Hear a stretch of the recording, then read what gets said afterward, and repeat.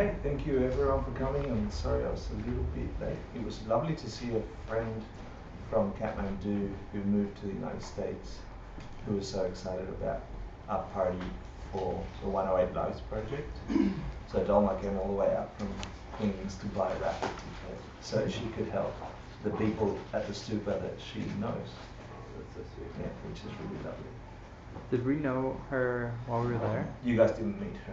No, I met her the first trip. Oh. I taught her English and she taught me Tibetan. And I forgot my Tibetan and she remembered her English, who was the better teacher. Yeah. For the better student. That was where I was heading. I said it backwards. Pride won. Unconsciously. I really meant it backwards. That's funny. Okay, so welcome to the class. Let's get our motivation right about why we're here. And the first thing you do is you generate a feeling. And I need to say it every time so I don't forget. So it's not that I think you're not listening. Our human mind tries to grab onto something, make it a thing so we can forget it, and it loses charge. The point of doing something as a ritual of some sort is so it can trigger these energies that we choose, so it can ripen into a existence later when we least expect it, into our reality. If you're not putting conscious effort and awareness about these habits, the mind has a tendency to do to it with like everything else that happens in this realm, which is it turns to shit really quickly. So we could put it into our subconscious, we think, oh, that's something common and normal. And as practitioners at this level of understanding and study, your job, my job, is to find whatever sneaky way you've got to slip through the barriers and the tricks of mind, to remember that you are creating your reality, and with intention being 90% of your actions. And the mental actions are what start everything else. So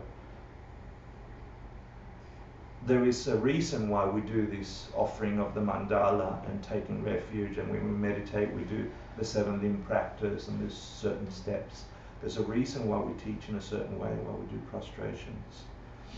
These habitual things are the impulses that will come at you when you least expect it, in whatever realm you end up in, letting you connect to meaning and purpose. You are creating your realm. And so I ask you to please be diligent with your mind's trick and say, I am creating my paradise. Whatever you need to do, visualize it, smell it, touch it, imagine it, think it. Yeah. But do it with full awareness of how things exist. Pete, can you go? Sure.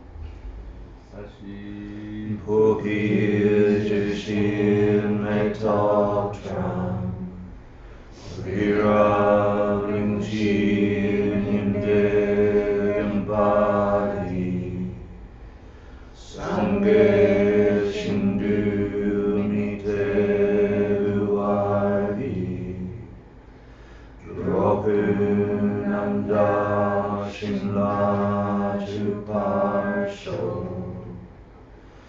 Idam Guru Ratna Mandala Kamyatayami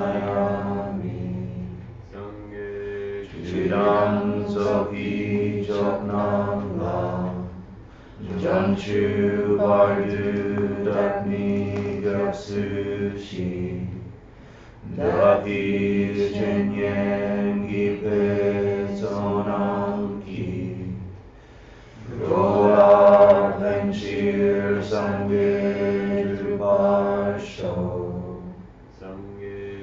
Chidam Zoki Choknam La Janchu Bardu Dakni Gyapsushi Dagi Shenyen Gipe Sonam Ki Rola Venchir Sangye Druparsho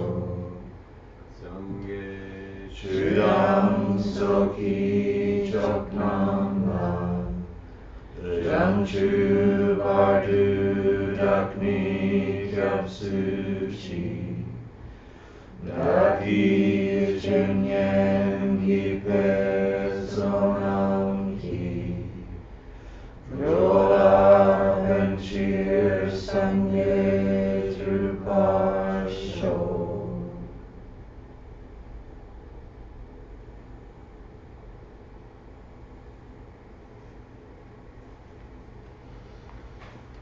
I don't know if I explained this before. When you do the refuge 3 times, is Daki Jinso Gipe Sonam Ki refers to by the power of what I do.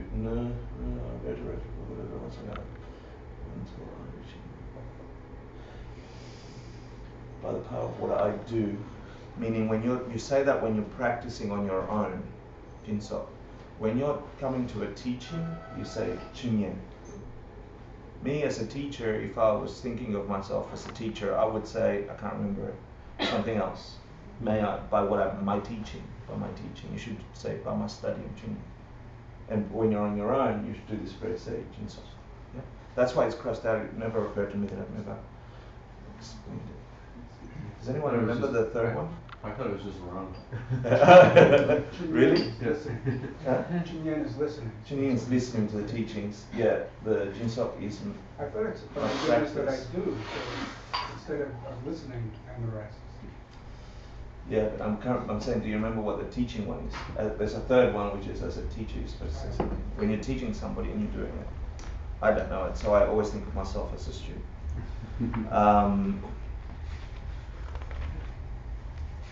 Let's meditate. So let's start with taking a comfortably seated position. This means your torso is on a nice firm base. Your goal is to forget that you have a body in a minute or two, and give yourself whatever comfort you need to allow your mind to experience mind. Remember the Planet of the Apes that exists in there? Give them a banana or a bunch of bananas, so they're busy smelling and touching, and they get lost in their bananas while you get a chance to look at them, yeah, and see your mind. So whatever you need to do to get your posture in a good place, make sure you do that now. And then I'm going to ask you to, on your own, take 3 deep breaths and exhales, and each one make it an inhale. Imagine that there are Buddhas and Bodhisattvas that you're inviting to the room, and that your inhale is like diamond dust from their breath entering your body, and that is like a magnet for ignorant liking, the desire of attaching towards something you like. And on the exhale, after it's attached itself to those diamonds, the diamonds go into the earth, into Mara, and they get satisfied and they stop killing people and hurting people. And then the next breath, take a deep breath and imagine those shards of diamond, beautiful insights into reality entering your body, and like a magnet drawing any ignorant disliking of your world. And on the exhale, they feed Mara again. You are free from those. And the last one is the source, just ignorance itself, the lack of knowing how things truly function, the veil of ignorance that we have constantly over our eyes and experiences. That the inhale gives you the magnets for those from the Buddhas and Bodhisattvas, and on the exhale you feed that ignorance to Mara and keeps them busy and happy, so they don't harm other beings or minds. And then we'll go into meditation. Just take your time and do nice 3 full inhales and exhales.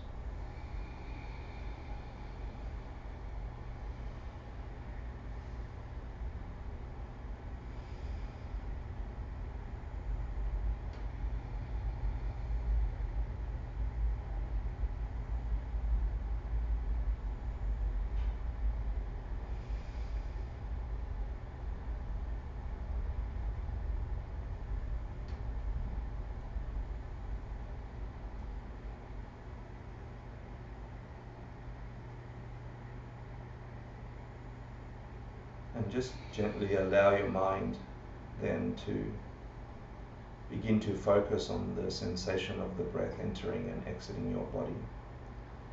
Just observe it as if it's a brand new thing.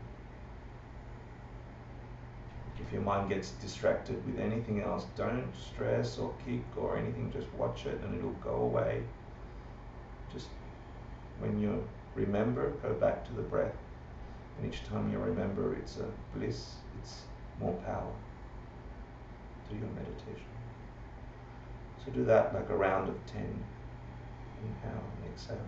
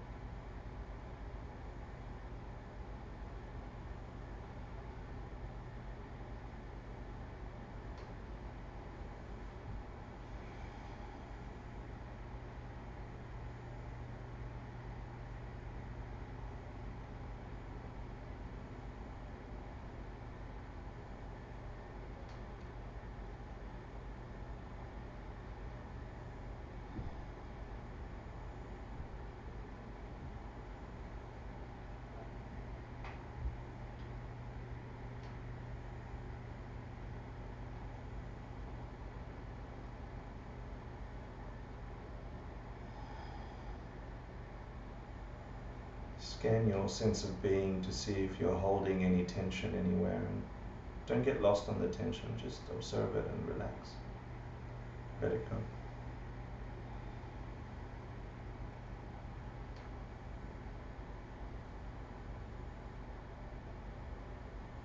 Before we do the 7 limbs, I'm going to ask you for your motivation to why you're meditating, why you're in the class.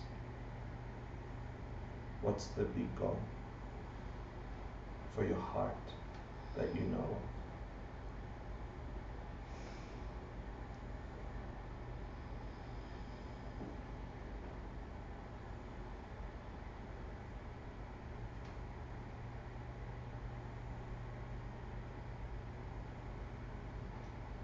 And whatever that goal is, that's clear to you, that's true to you, see if you can escalate it to include all beings who might wish the same wish.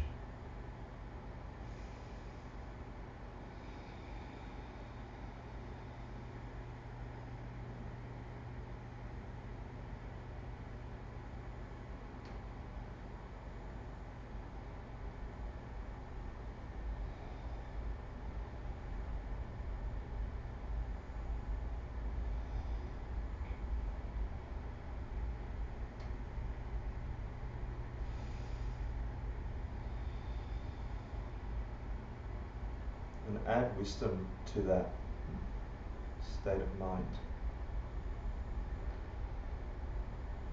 Meaning that if what you've studied so far can serve you now, and you understand that things are empty of having a nature from their own side, then every single millisecond of sensation and thought and feeling you're having right now could be absolutely anything at all. It could be the most magnificent thing at any second if you had the courses for it, if you connected to the courses for it. So then feel your state of being in your body, your breath and your sense of being, and expand that to be, imagine what it would be if it was everything.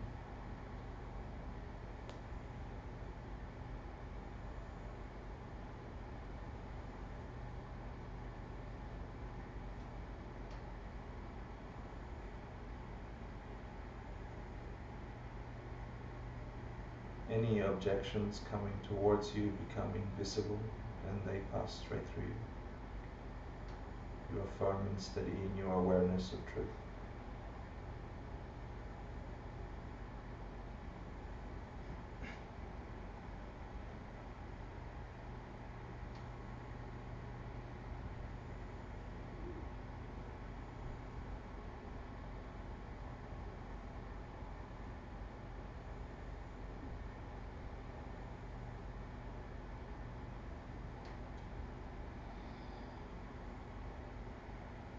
allow yourself to enter deeper and deeper, where my voice just becomes a background guide.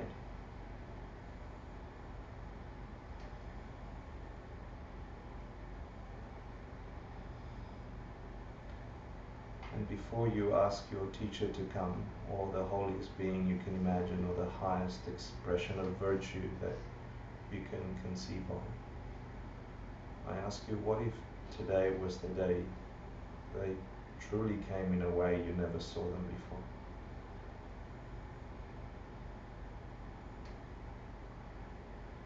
What if they came as a thought? What if they were always there as your breath? And all of a sudden you can tune into their being there. So I ask you to invite them to please come. Now in front of you, just you and me.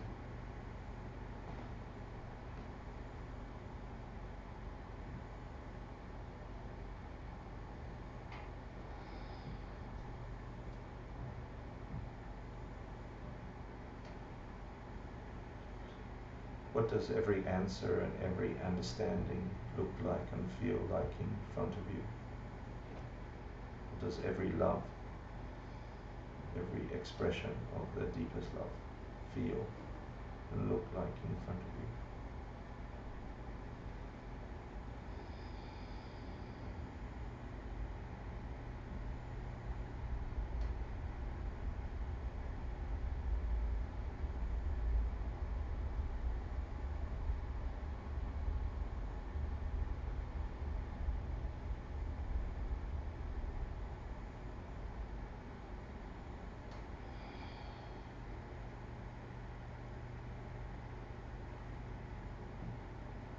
What if they show you how to reach them?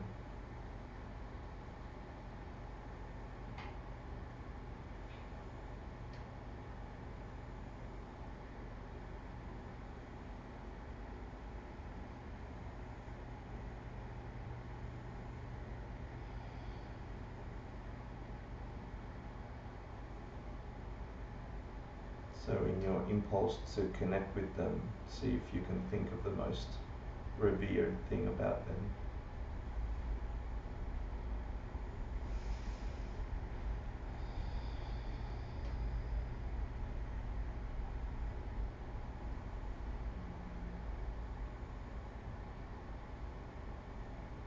What if you thought to conjure up the most beautiful offering to show them?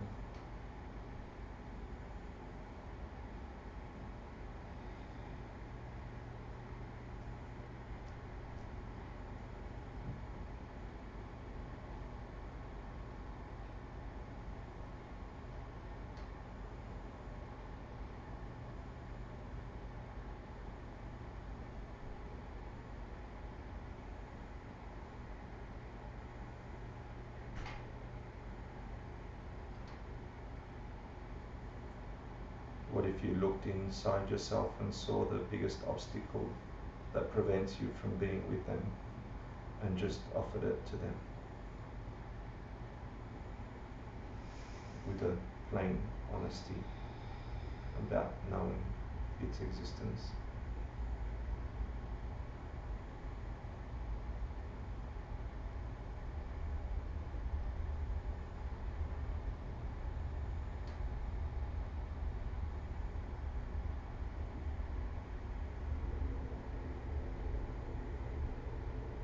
What if you looked inside yourself and today was the day you were truly and honestly happy to have the best qualities you do have in this world? What if you generated joy for being that kind of being in the world and offered that to them?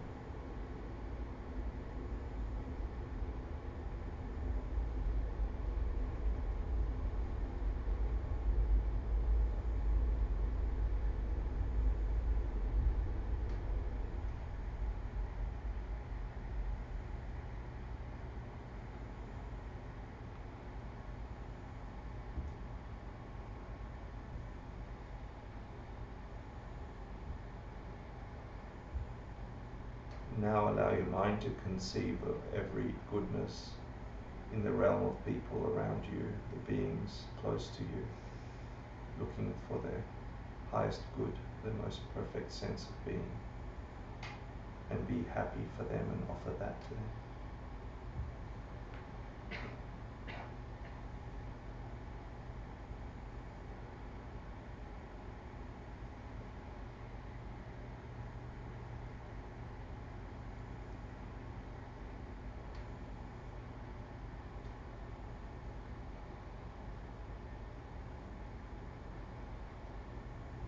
And ask them to please always teach you to appear in your world regardless of how distracted you are, whether you're happy or sad, awake or asleep.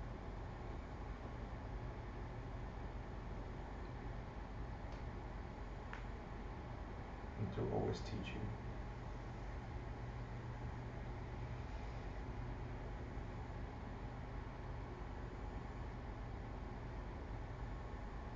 And from the depth of your heart, understanding their true nature, ask them to always stay until you reach a state of enlightenment. And as you do, watch them rise up and turn to face the same direction you're facing, getting smaller and smaller until they rest just at the crown of your head and you feel them there. A protection, purification, and a blessing.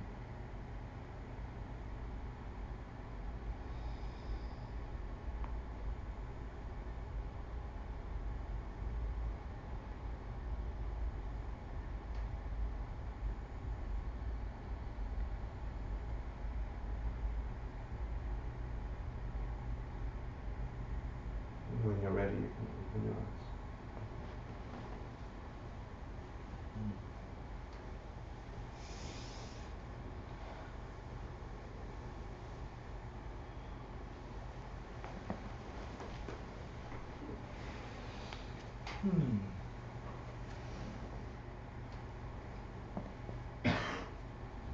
Thank you. I just want to cry today. I have no idea why. Yeah. I feel very I feel like I'm on the edge of two worlds.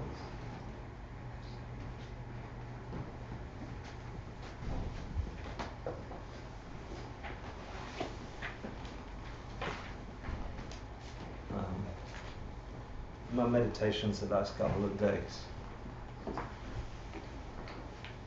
I'm getting a beautiful sense that the more we study these things, the more you look at the world in this ancient way,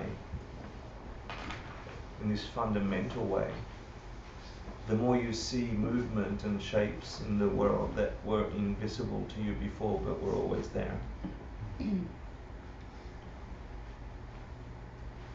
And then the more you allow yourself to practice those things and behave in accordance to those truths or those realities,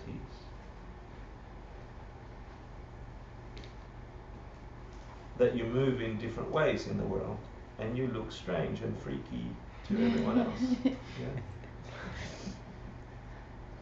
And so for me the experience is I need to stay connected, because how else did somebody reach me when I was cycling? And I am cycling. So allow the freaky a little bit secretly, privately, but connect. Look normal, do normal things. Yeah? But the freaky wants to come out. So there's this dual world that you need to start living, you know, that you must live. Once you get these ideas in your heart as experiences for you. Yeah? Because then there's also the schizophrenic period where you don't know what the hell you're doing. you know, and you're practicing that and you're practicing that and you think, am I doing the right thing? And you bring all the drama from before, you know, and you peel off that as you practice deeper and deeper. So, and the reason I'm telling you that is because you're deeply connected to that beautiful experience that I'm having. And I couldn't do it without you.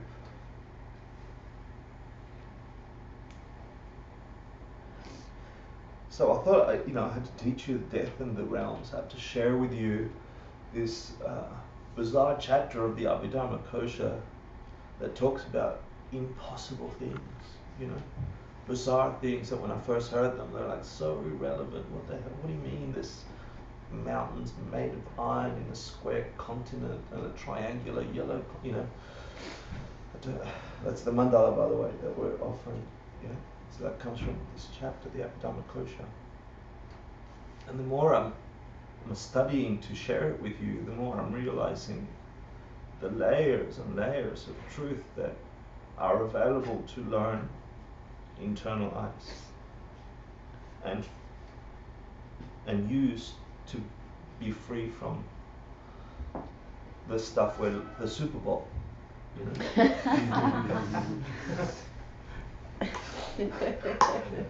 Unless you see the Super Bowl in a different way, which you can, Yeah, I'm sure you do. Like masses and millions of people heading towards what?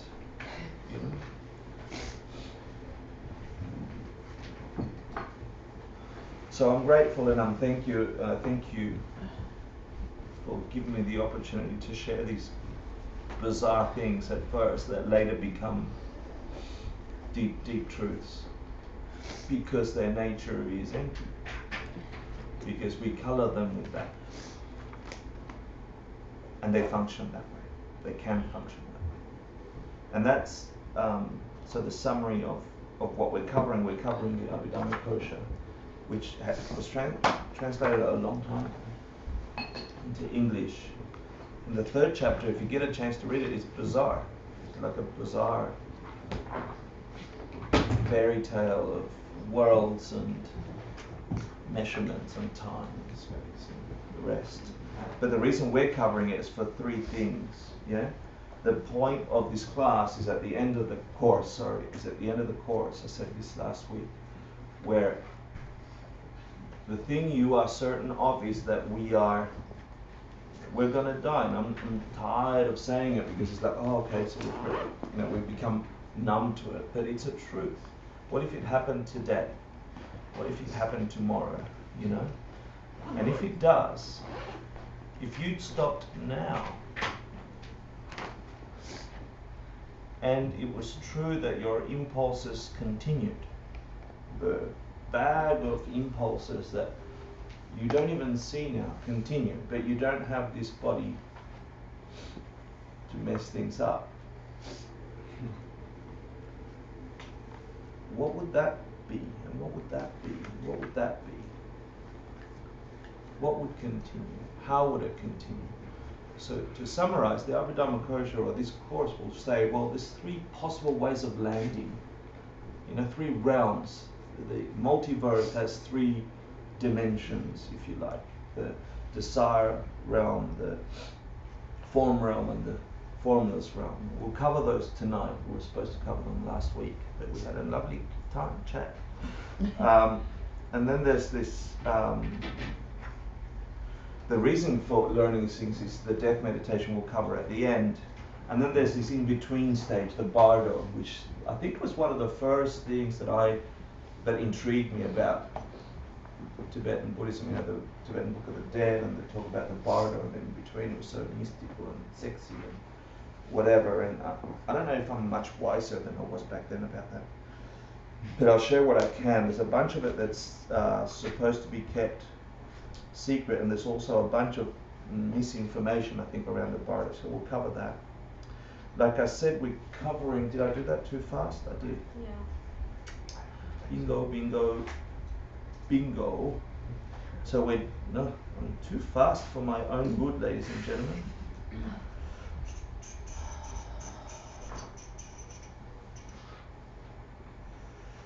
Okay, so the Abhidhamma Kosha, Master Vasudhananda 350 AD, and then Illumination on the Path to Freedom by the first Dalai Lama, who wasn't the first Dalai Lama until after he died, right? So when you get a great being who's an immense scholar and practitioner, and then people, then you just want to claim them.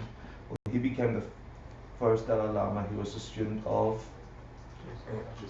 Jason Kappa, who's the head of the lineage we're studying, the Lukpa tradition. And so if you read the Abhidhamma Kosha, and I encourage you, just spend a little bit of time finding it. I've got a copy of it if anyone needs it on PDF, and try and read it. And then you'll understand why you need people like the first Dalai Lama to write a commentary to explain, oh, this my teacher said is this, and that lineage comes from the Buddha. But basically we'll cover the three suffering realms, the area we call samsara. Yeah, and I couldn't get this clear for years in my head. So the multiverse we're talking in our Western language, the Abhidhamma Kosha talks about this multiverse and it describes it in many, many forms. But the essence is that there are three realms of existence. There is the desire realm, the form realm, and the formless realm. Today we'll go into detail about the qualities of those, the state of being in those. And these are the landing places, the sentient beings. This is samsara. This is what samsara means, yeah, the suffering cycle. And it can appear in any of these three spheres, if you like, or three dimensions of this multiverse, using our language. The desire realm is the one we're existing in, and we'll cover that in detail, and most of what the Baba Chakra, the Wheel of Life, that Geshe Michael will be teaching, is talking about the desire realm. We belong to that realm of experiencing this multiverse. Yeah? The form realm is a more subtle experience of this multiverse, and the formless realm is the subtlest, still within the cycle of suffering, where you're still characterized by aging or stopping and dying and then having to do things again. Does that make sense? There is existence, there is continuation outside samsara. That is to be in nirvana or Buddhahood, right? You get tantric angels. There are things outside this state of being. But these three groupings are a view through the Buddhist Sutra talks, which is the collection of which became the Abhidharma Kosha, the treasure house of knowledge, right? The collection of which, through that, through beings having direct experiences of hell realms and this and that in deep meditation and the rest, we come to this understanding. Now, are you as Western students, am I as a Western person supposed to say, that's true? Buddhism tells you no. You should Experience. You should have an experience. It gives you language to consider as you practice, consider a different way of looking at this multiverse. Yeah? You can't accept something unless someone can prove it to you through logic by debating. But once you've done that enough, then you go to your doctor and say, well, we're also saying all these things. And you say, well, I'll put them on the shelf, but maybe if you told me that this was this and this was this and that was true, and this I cannot confirm, then you put it in your shelf to consider. So I challenge you to think about these things. There's a couple of ways to think about them, and I think some of them are dangerous. Okay, some people say there's a definite solid hell that somehow you'll be grabbed into and pushed into this little hell body, and then you'll be like, I'm in a hell body, right? The physicality, the self-existent nature of that way of thinking is in itself problematic. Not just about this topic, but about any topic. Yeah, so that's a problem. The other one is this stuff as a metaphor. Oh, it's a metaphor for our human existence, and there are beings who are suffering deeply, and they're in the hell realms, and they're meaning. Just metaphorically, we're just all human, and the human view of this thing we call experience is the only view, because, and so all these things are metaphors of that view, and that's problematic as well. So I want to talk about the highest way of looking at the information we're covering. So what I'm saying is please don't disregard it because it's fantastical or because you haven't got a direct experience of these things. There is some meaning and truth in here for you to connect with. There is, and you can get this through logic. You can get sense and taste of this through logic. Some of these realms, at the time of the Buddha, there was a monk, I think, who, I can't remember the story, who missed his ex-partner too much while he was being a monk, and the Buddha got someone to take him down to the hell realms, and they had an experience of that and came back and described what they saw there in deep meditation, and that became the hell part of the Wheel of Life, which Geshe-Michael will teach. So there's experiences like that in deep meditation and deep concentration about the possible ways of being, for beings that are beyond desire. Okay. So these are the three large, I think of them as spheres connected, like big bubbles, that in this bubble you only ever see the world this way, and you think it's true. But there is another bubble connected to it in the same space as it. And beings in that have a different frequency, and they see the same objects in different ways. And then there's another sphere there. Yeah, I mean, it's limited, my poor, stupid way of looking at it, but there's three huge categories of experiencing the all. And then within those categories, it's all suffering, by the way, right? From being hung upside down in a vat of boiling oil as the lowest of the experiences in that, to being in a complete blissful state for 10,000 years, imagining objects of the senses because you're purely mind, and the objects appear and you share them with other beings and you have a beautiful. All of that, if it ends, is suffering. Okay, they're all cycling, and you're all bound to those cycling. So we'll cover those. There is an opportunity to be out of those if you understand the nature of truth. So from the highest point of view, from the Majjhimika Prasangika point of view, we're asked to consider these explanations of fantastical realms of existence, of beings that experience these multiverses in certain ways, some very specific in the Abhidhamma Kosha. And we're asked to say, well, are they metaphors only? And it can help you to think of these things as metaphors. But is it possible that in a movement of your mind, because things don't have a nature from their own side, that we are experiencing this realm this way, and we do it together because we share a common code to this experience we call humanness, yeah? But it is not the only code, and the being forced to experience things the way we do doesn't come from the things. That those things are empty of having those natures. And once we stop being human, once we stop having that code, or the code runs out, how do we experience those things, those objects, those realities, those senses, all the way down to the sense of self, the way you experience a thought, a feeling, an emotion, an impulse, everything. This way is not the only way. So from the Majjhimika Prasangika point of view, it says, is it reasonable to consider that there could be beings who have enough impulses to consider this as the most horrific burning coal that could melt your hand away? Is it possible if the projection comes from here and not from the object? Is it possible? Is it possible to be forced through the laws of karma, through the through the programming we do to mind, mostly unconscious, to be forced to perceive this experience as a blissful, lovely, zoned out state where it doesn't matter that someone's screaming at your thing and you're just looking at them and going, you're so lovely. You know?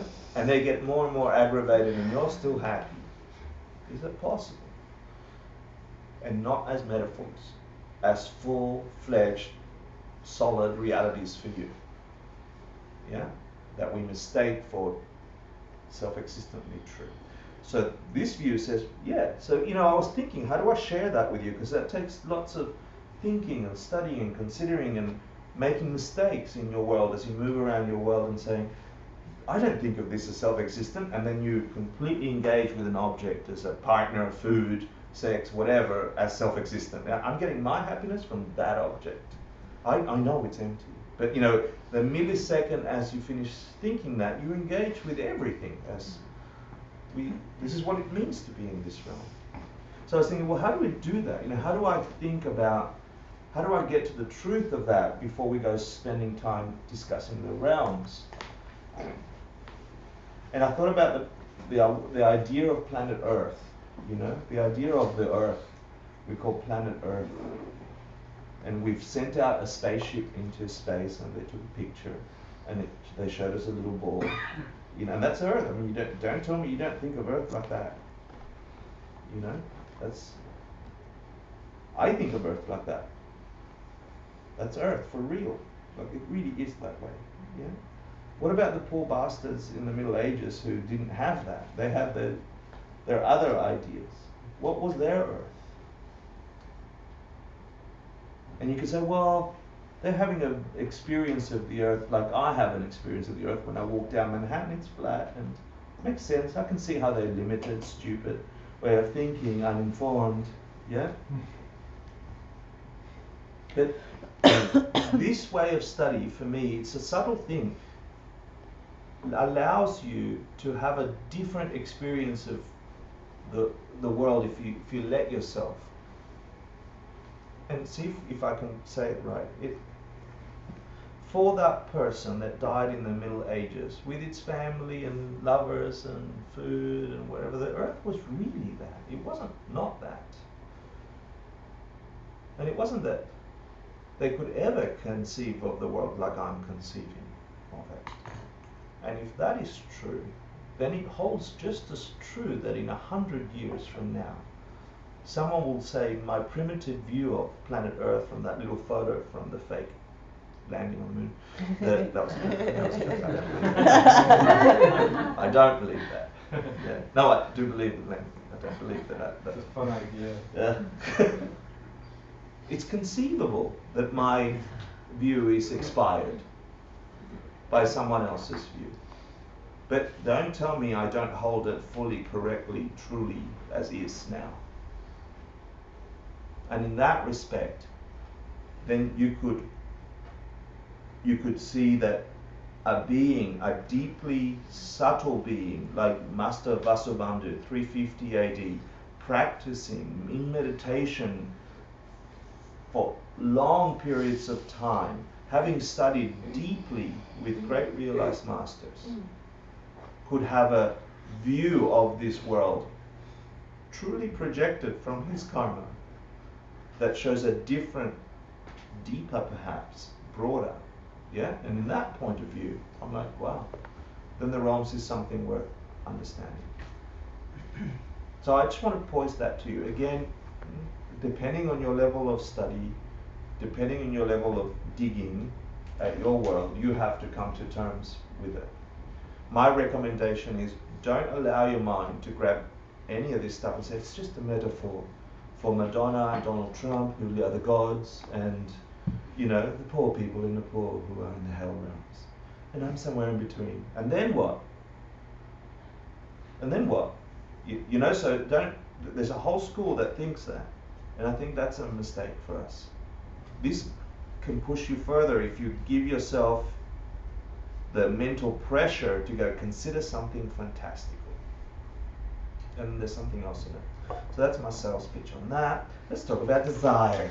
Yeah, the three realms, the desire realms. It's called, actually, another way of talking about the three realms is they are thus called, those three frequencies, if you like, based on the attachment we have within those realms and the subtlety of mind, right? How the mind is engaged with the objects of that realm. So that the desire realm, its prime motivation is food and sex, right? So that's both food and sex for you. That's my joke. Yeah, food and sex. Get it? It's not what they meant, though. Yeah. So beings in the desire realm, their primary driver, the biggest grouping you could say about most of us on this planet, on this realm of existence, is the deep-rooted impulses we get around sex and consumption of food. Yeah, the sustenance. And that is what the prime motivation, or what characterizes this realm. Then the quality is that the beings in that realm, which we are part of,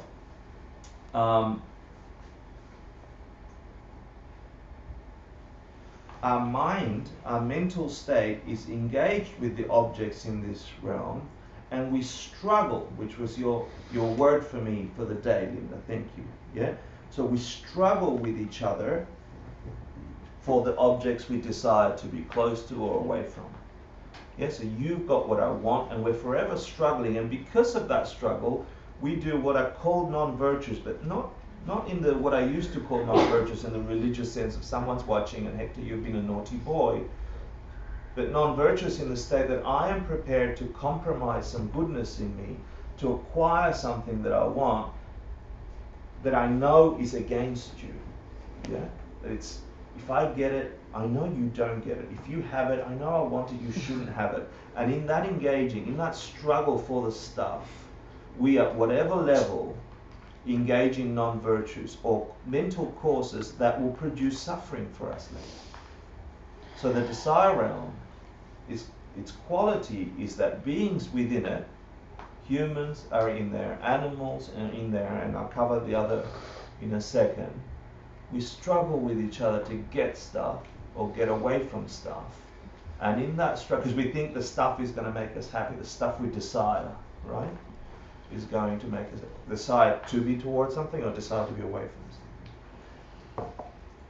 And in that struggle, we don't catch that we are producing the causes for more of the suffering and more of the struggle. So that's what characterizes being. So if you were an enlightened being, if you were a Buddha and you were checking us all out, right, in those three spheres or three realms of existence, there's a whole group of beings so preoccupied with gross objects of the senses, food and sex, and they're just the basic things. Not that they're bad, they're just, that is such a base desire, and then they're fighting each other and punching each other and deceiving each other and eating each other, and that we are. I mean, we're chewing each other up. We're chewing other beings. I mean, I'm not a vegan, but the more I think about that lately, the more I think, how bizarre is it to land on this realm of existence and say, there's a moving thing. It's bizarre. It's bizarre. Let's keep them caged up and suck the milk out of them. So it's just our drives. It's just the realm we're in. Yeah. So if you're doing the homework, and there might be a question in your homework, there's lots of divisions within divisions in the Buddhist canon.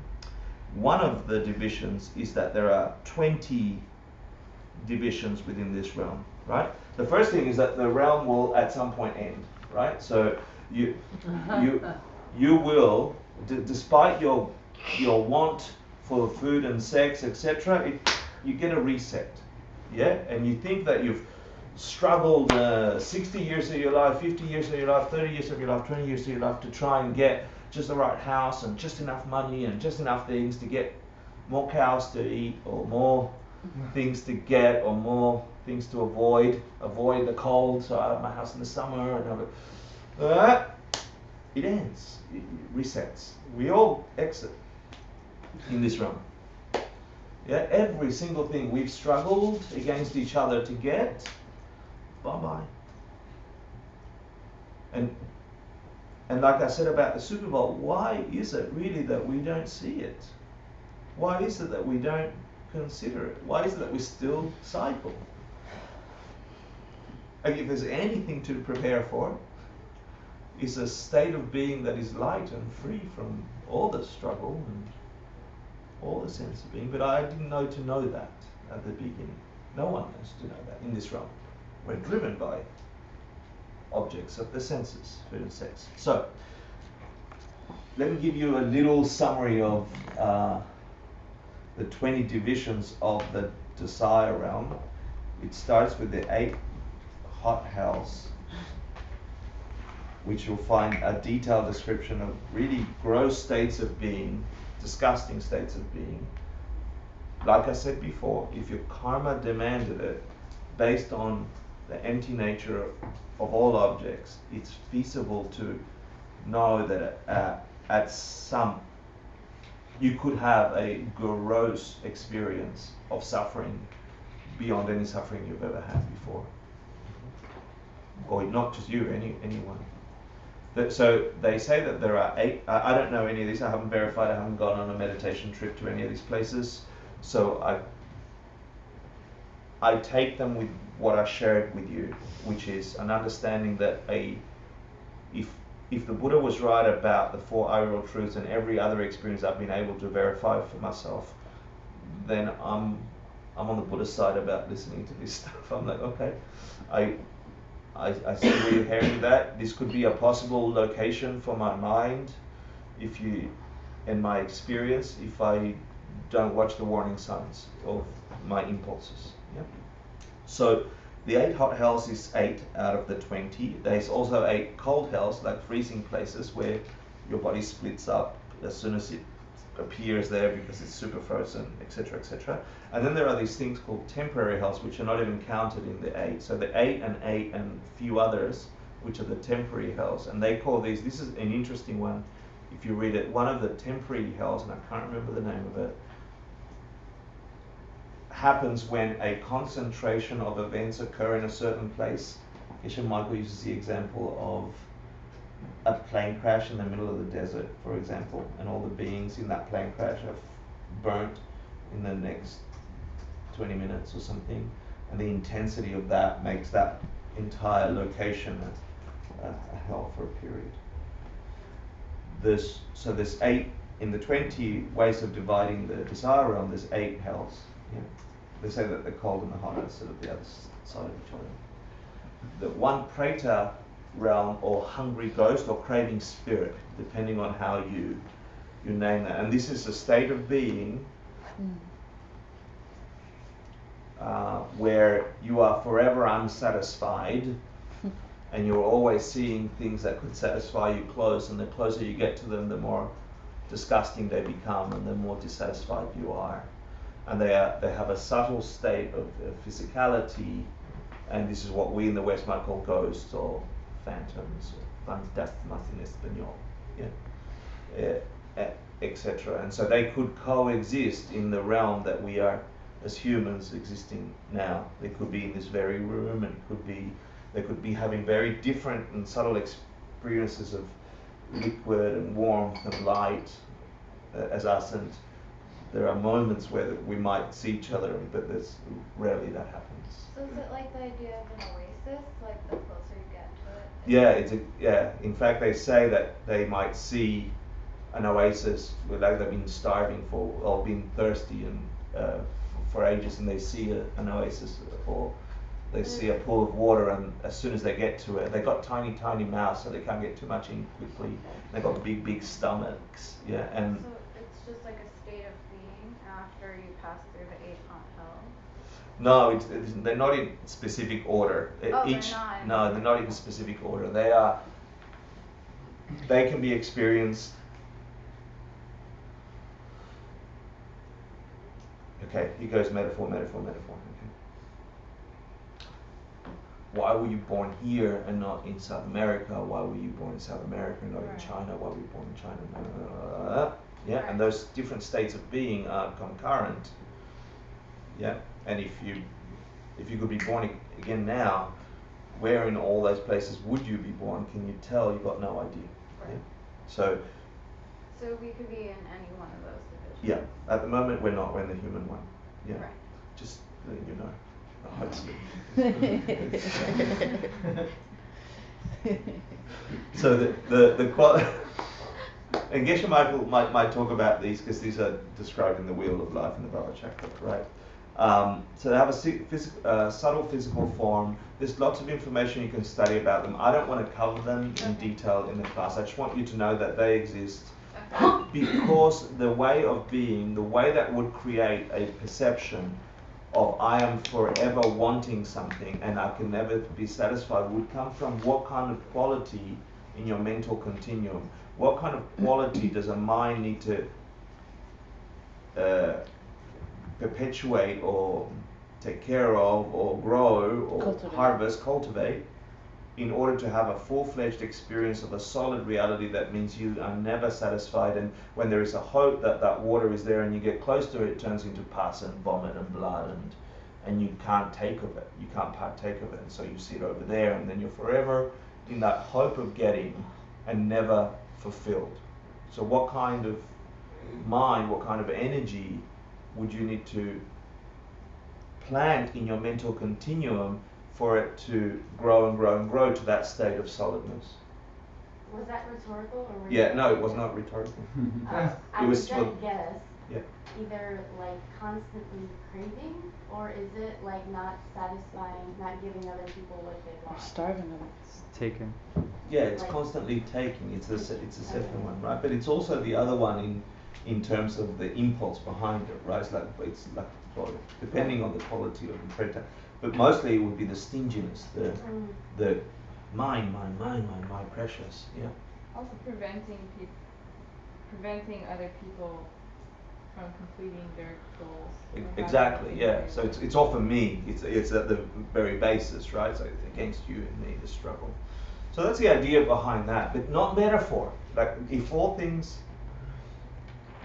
are true, and this can truly be something else because its nature is empty, and I'm forced to see it as a cup, and it really is a cup, except for the bug that fell in there, and it was a hot hell for it, right? And really was for it, and really was a cup for me. Yeah, and are they both true? Yes, they are. But which one is it for me, and which one is it for them? If that's the case for that, then that's the case for all, and that's the case for a state of being that keeps you craving. Okay, two things.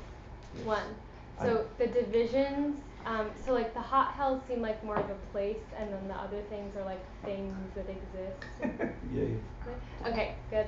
And then the other thing is there anything written about like the ratio of like animals? Oh, to how many humans? beings? Yeah. Actually, there is, and I can't remember the numbers, but Like they the say ratios, like how many how many beings, humans hungry versus how ghosts, many of these. animals. Yeah, that's a lovely question. I'm going to ask you to go look it up, but what comes to mind is that they, for example, when we get to the animal realm versus the human realm, they say that the masses and infinity almost of animal realms are mostly in the oceans and seas. Yeah? So they say that the masses of sentient life on this planet, or there's that many humans and that many gross, but the masses of them are underwater, struggling. There's a question about the perception aspect. Yeah. So we're saying if we're in the desire realm, just practically speaking, whatever that means, we're all human, but you're not suggesting, if someone said, oh, that person over there is a human, and I'm seeing them that way, but could that person that I'm seeing as a human, they could be seeing themselves as a hungry ghost? Or are you saying that literally this is like a different thing? Like is it possible that there's someone in this realm sharing some experiences with us, going around and only seeing pus and blood every time they see us? That's a good question. So let me just do a different question for you. Sure. And I think the answer's in there. Yeah. And this comes when we get to the form realm. There's a place called Okmin. Do you remember the place called Okmin from the Diamond Kara Sutra? Do you remember that? What was Okmin? Oh, not, I don't know. Okmin. The highest level of performance. It's the highest, that's one Okmin. But there's a trick question, there's two Okmins, right? Because one of the places when we talk about becoming a Buddha, one of the descriptions are that you go to Okmin and there you project your body, and so is a Buddha in the desire realm, what the hell, or the form realm? You know, like it's still in the in samsara, it makes no sense. So the trick answer is that there are two Okmins, and they have slightly different names, but they're both known as Okmin, and so that confuses everybody. But the point to that is, if you are an enlightened being, imagine you are not having a single mental affliction, and you are completely enjoying bliss, and your mind is reaching all time and space. And then there is bodhisattvas that are not yet enlightened beings, yet, who can to share in a paradise like Okmin or one of the other paradises that described in here. Is the bodhisattva a Buddha because he got to experience a Buddha in a Buddha realm? Wait, Is the bodhisattva a Buddha because he experiences a Buddha in a Buddha realm? like seeing a Buddha, not being one of it. There are states of the bodhisattva bhumis. So they're both hanging out in Okmin. They're both hanging out in Okmin, let's say. And there happens to be, and we're talking about the And there's second a of the Buddha. Okmin, where Yeah. it's an actual Buddha, Yeah. not the other Okmin. Cool. And they're both hanging out there. They're both hanging out there, discussing sweet dharma. And that's what they do. And then, so you're asking me the bodhisattva who sees the Buddha, is that bodhisattva A Buddha, because he sees a Buddha. Yes, No. the seeds to see a Buddha. No, right. Yeah, he may or may He's not on be, the but- path. I like your answer. He may or may not be. The I night didn't think about path that. You're is too the smart. path. But yeah, I like your answer and your Isn't answer. it like they're on the path, Nice. but they still. So they're on the path and they have the what did The seeds to see a seeds. Buddha. they have a seed Right. to see an enlightened being. Right. Right. So Preta might have a seed to see a human. A human might have a seed to see a Preta, but does it make you a Okay. Preta or does it make you a human? Right, so the other question I was gonna ask was we could both, like when you talk about, oh, there's 8 hot hells, Yeah. and then there's this thing, or in the animal, or in an animal realm, right? No, we're in human realm. Or we're in human, oh, excuse me, human. Okay, so we could be sharing it, cause We are like sharing it. We're sharing the bubble called desire realm. Okay, that's Yeah. So we're all, so these divisions are all in the desire realm. They're All these contained divisions, all within- 20 are within the desire So realm. they all coexist. We all coexist. Okay, and it Yeah. just depends if we have the seed to see those. So someone, you could be seeing, you could literally be seeing some crazy cold hell where everybody's bursting apart. I mean, you've told me you haven't, so you, but I'm just saying hypothetically. Are I you don't looking know. for a location? Is that what you're looking No, for? No. I'm just wondering how it would, whether or not it would appear. That's kind of what I'm, How it would appear or whether we would see it as an apparition? both, like how it would appear Mm-hmm. as things are overlapping, or The minds engaged there would have different physical forms. Yeah. So they still have physical form in the hell realms. There's subtle forms in the Preta realms, different forms in the animal realm. So can we see animals? yeah. Let's connect those two. Yeah, the animal realm and the human realm. We can the only one out of all these stories I'm telling you that you can verify is the animal realm. That we can all verify. Yeah, I can pretty much guarantee we've all seen an animal, right? Then some of us might have been thinking that we've experienced the spirit of some kind, a hungry ghost, a being that's not quite, a little freaky, yeah? But then the other ones, I've never seen a hot hell, yeah? And I've never seen the pleasure beings or devas and asuras. But actually, there are humans who have, definitely from their side, Absolutely. who have experienced Yeah. hot hells, and even that was the only experience they had if they were a baby, and then, Mm-hmm. you know. All the beings that, or the monk that got taken down by, Yeah. yeah? So are there possibilities to connect absolutely beyond perceptual? Not sure. Yeah, But we don't for place, some. but I mean, even trying to place our perception on the other person, that's not, we don't know what perception they're having. True, but that's true any day within the human Right. system. So I remember when I was practicing with Dzigar Kongtrul Rinpoche, and just like this, it's so focused on him, meditating, focused, and I saw his dragon nature. his what? Dragon nature. Mm-hmm. I saw smoke come. I saw him as a dragon. Nice. He Yeah. was a dragon. And I told another friend about this who's a practitioner as well, and he said, well, perhaps it was your own dragon nature that saw his dragon nature. Mm. Yeah. You know, I mean, I've been fortunate to have really extraordinary experiences like that, to see things. It's totally possible. So how does that dragon nature sound to you? How solid is it as a possibility of state of being? Oh, absolutely so. Right? Who thinks she's a little crazy? Yeah. Right? And I'm not picking on you for any. Yeah. But I knew that he had his hand out really I high. know. but this is exactly the point. You still think she's crazy? This is exactly the point. Still think Yeah.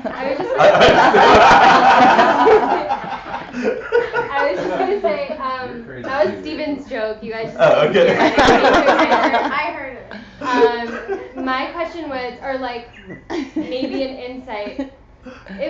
So we're in the desire realm. Most of us are humans. Maybe, Yeah. but like maybe since we're in the desire realm and we utilize animals so much to fulfill our desire, that's why our attention is so focused on animals.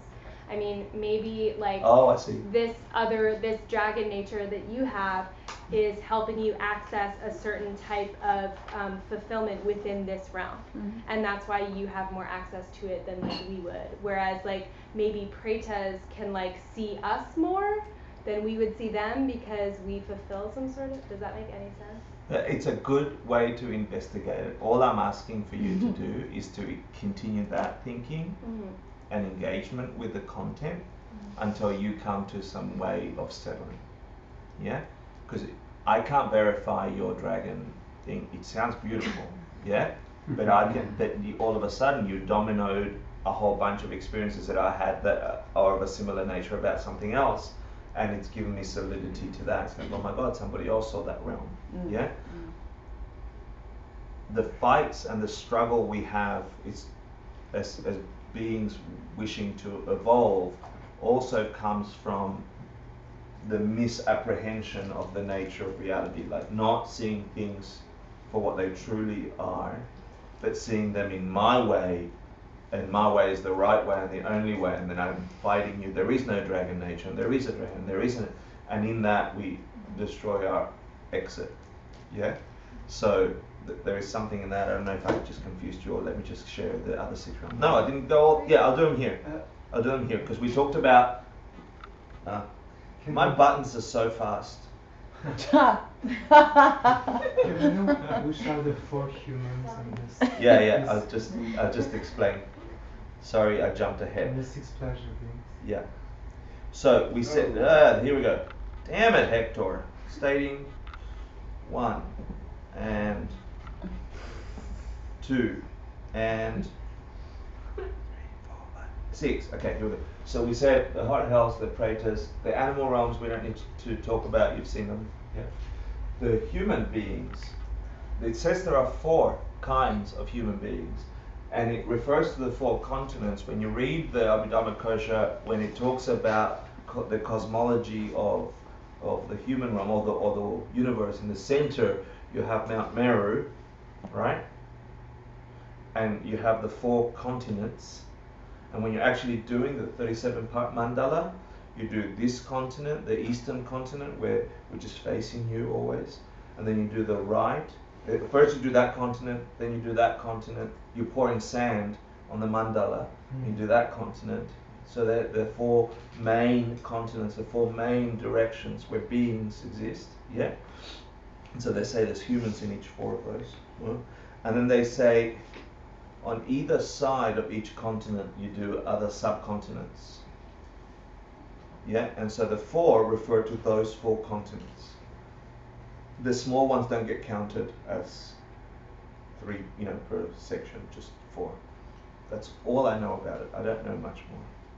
So they are in the mandala, they are not on the timeline. No, we are one of the beings on that mandala. We're the humans on the, what was the name of the? North America.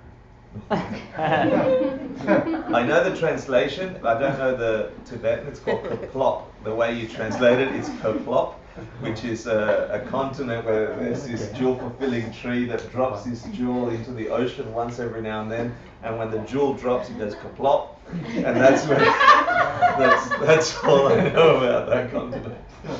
But now I can't remember the Tibetan term for this. So that's the humans that are counted as 4, not as 1.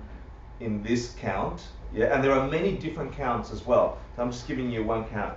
And then the 6 pleasure beings, there are 17 others in the form and formless realm, but these are the pleasure beings in the desire realm, like hell beings and praetors, animals, humans, and you can see them here in the Wheel of Life. So when you see the Wheel of Life, they say the 5 realms of existence, sometimes they say the 6 realms of existence.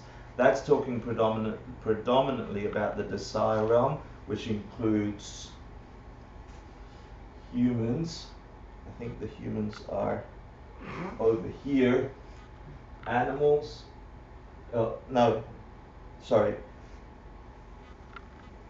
Animals. I can't see them properly. Animals, hungry ghosts, hells. Humans, which is on the top part, and those 2 divisions are the gods and demigods, or gods and near gods, the devas and asuras, right? So and then within the devas and asuras, they're not just bound to the desire realm, because they can go into what we call the form and formless realm. Yeah? But they're still in samsara. Everything inside that wheel will end, which means you're stuck in samsara. Yeah? So let's see if I got them right. Sorry about this. Oh, I did that in Spanish for Peruvians. I think I'll share it with you. The pleasure beings, which is those 2 sections, right, is devas and asuras, gods and demigods, of pleasure beings and semi-pleasure beings. Then the human realm, seres humanos, yeah, the animals, animales, and the craving spirit, or did you see that? I found this translation in Spanish.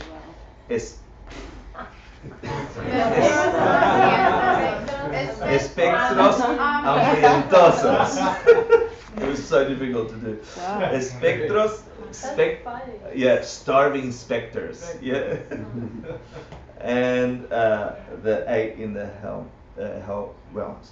This is worth investigating further. I don't have a ton more information. We covered some of this in Proof of Future Lives. We just talked about it. But the point of the discussion, like I said at the beginning of class, is you can verify a human existence, and within a human existence, we can disagree on the way things are. And as soon as you bring a cow in here, they're going to disagree further that these tankas are not food, but holy objects, right? And we're going to have a huge disagreement about that, and who's right. Who's really right? What really is that? A holy object or food to chew on? Yeah? So we think we're right, so we're going to punch the cow, and then a whole bunch of afflictions occur, and we cycle in that, and we think that's normal and true, and there is another way of looking at this mess. The cow doesn't know what the hell is happening. I just want to eat. I have an impulse to eat. Why is he punching me in the head? Yeah? So he wants to lick you. So that's I'm going to do 5 minutes of the form realm. So I think that's in there. It's characterized by the quality of beings are beyond base desires. So imagine beings that have meditated enough times, that have a more and more, and this happens to you if you meditate for a long time in this realm. You get less and less engaged with objects of the senses. You're not so craving sex, and not so craving food, and not so craving all those base sustenances. And the more and more you meditate and consider a deeper sense of mind, and you go to more and more subtle states of mind, you are disengaged from the thing that keeps you cycling in the desire realm, for example. A result from being in that state a long time is having an experience of a formless realm. It's still got form. Sorry, a form realm. It has a subtle state of form. The consciousness in there, in that place, if I want, for lack of a better word. And predominantly we're talking about the gods and demigods.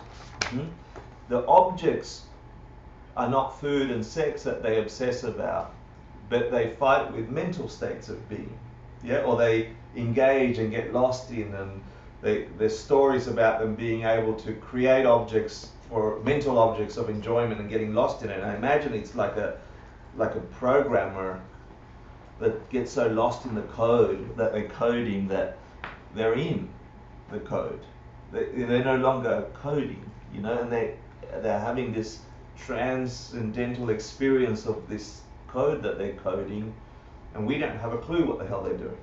Yeah, but they are lost in it, and so it's this kind of mental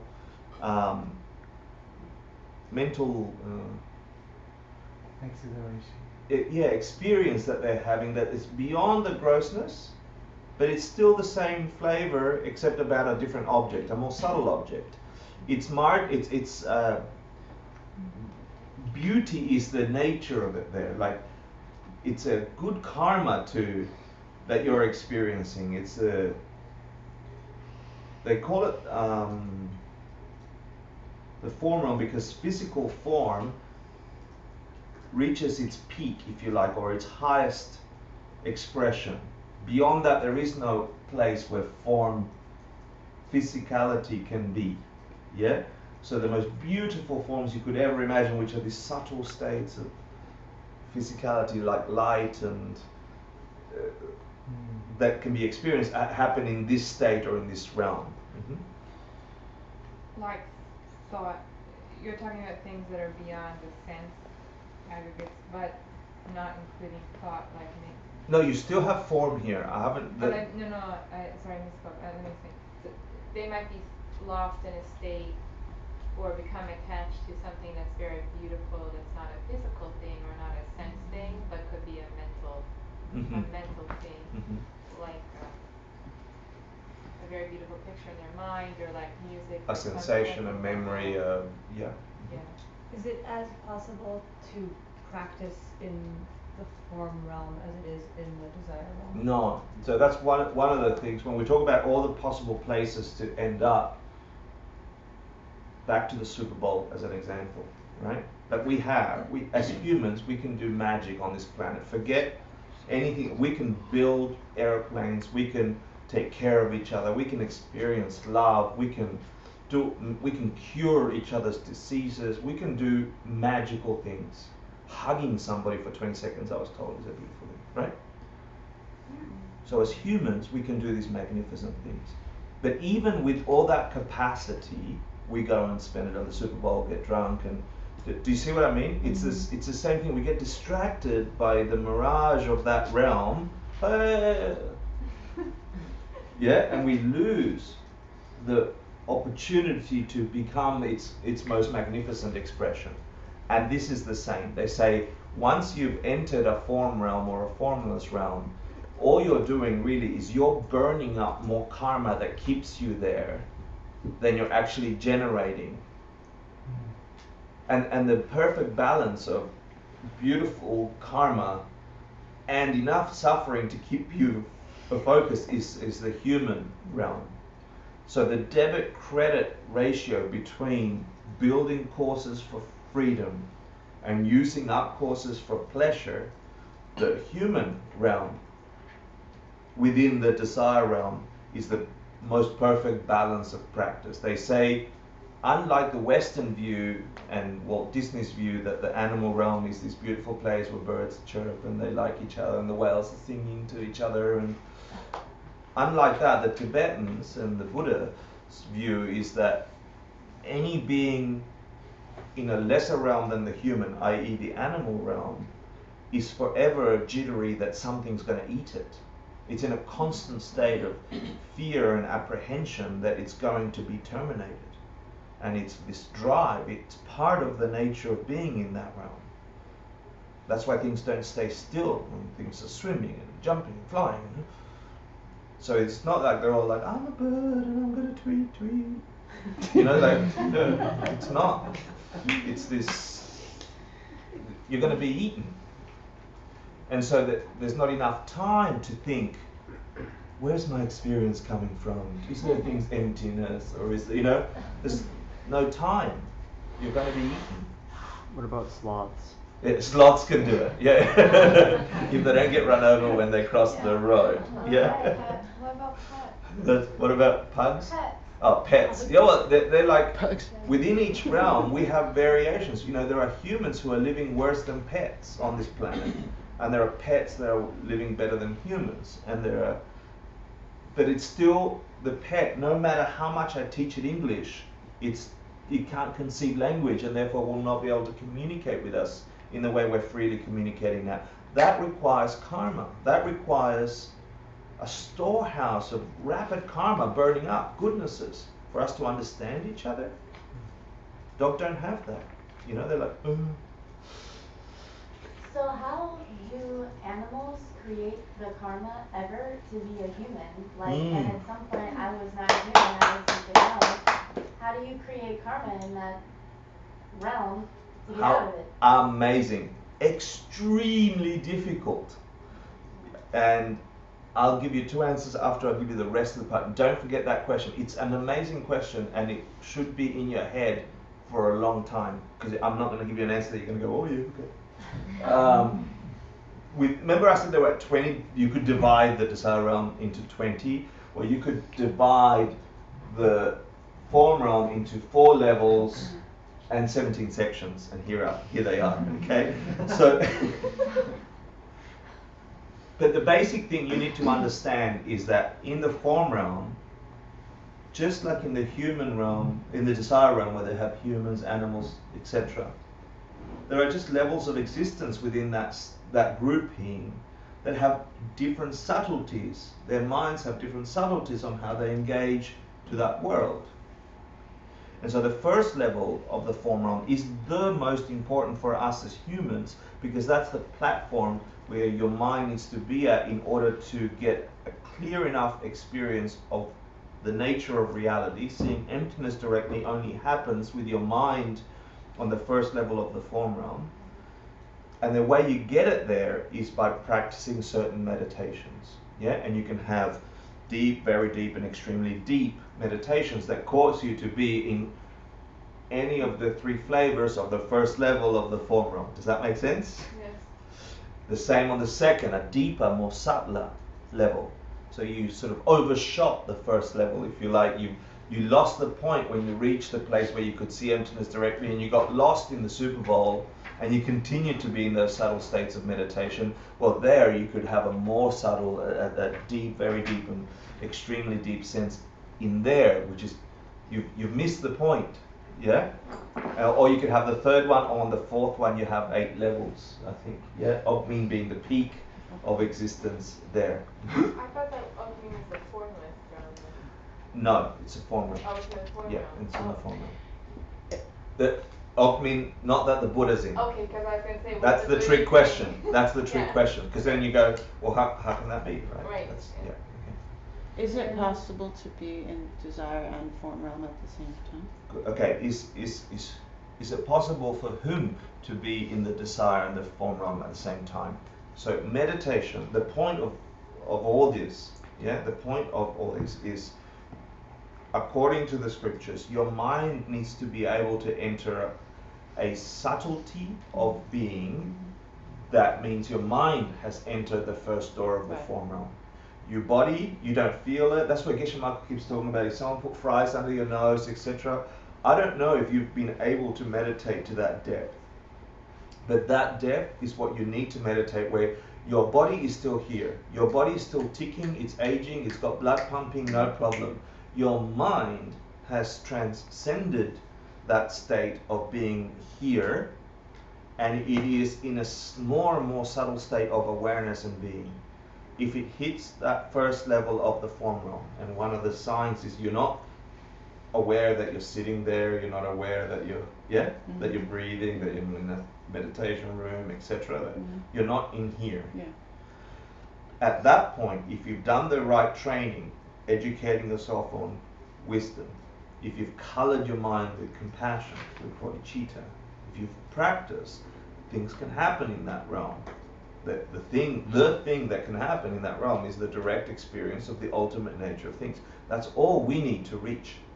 Everything else from there on up is a distraction. Yeah? What about sleeping and dreaming?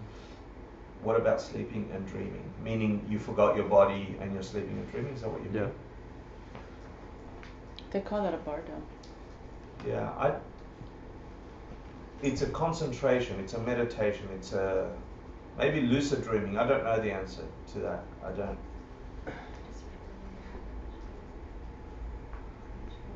If you are aware enough in dream, I'm guessing, okay, so this is Hector's answer, don't have a scriptural So you need reference like clarity?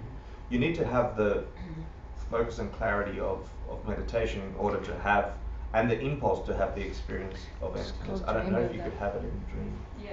I can see why you could. It's a thing, it's called dream yoga. Yeah, dream But yoga. you have to actually practice because you need to be conscious. The problem with just sleeping and dreaming is that a person is not conscious, so then when we wake up, you could have a fantastic dream about becoming enlightened, for example, but then if I wake up, the dream is over, I'm not enlightened And then you know anymore, it's and not I a can't truth remember or something, what it yeah. was, yeah.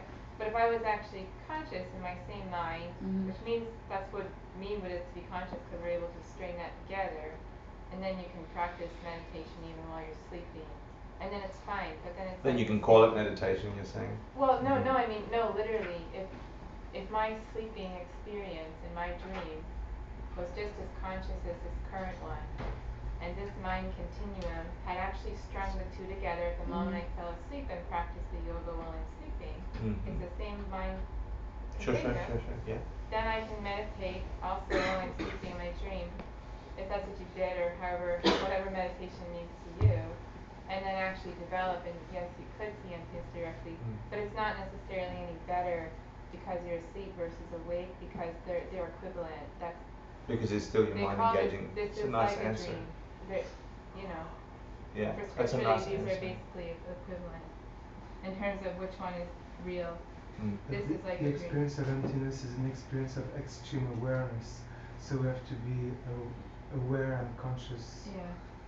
So there's few chance that we would do that in dreams. Yeah, unless it was the lucid dreaming she was I talking think about. the book, the Tibetan Book of the Dead or or whatever, there are some descriptions in there early on about that practice. So there are some scriptural stuff, but I don't know what it is. Okay, I'm going to give you all a 5-minute break, yeah, because I know that we're fidgety.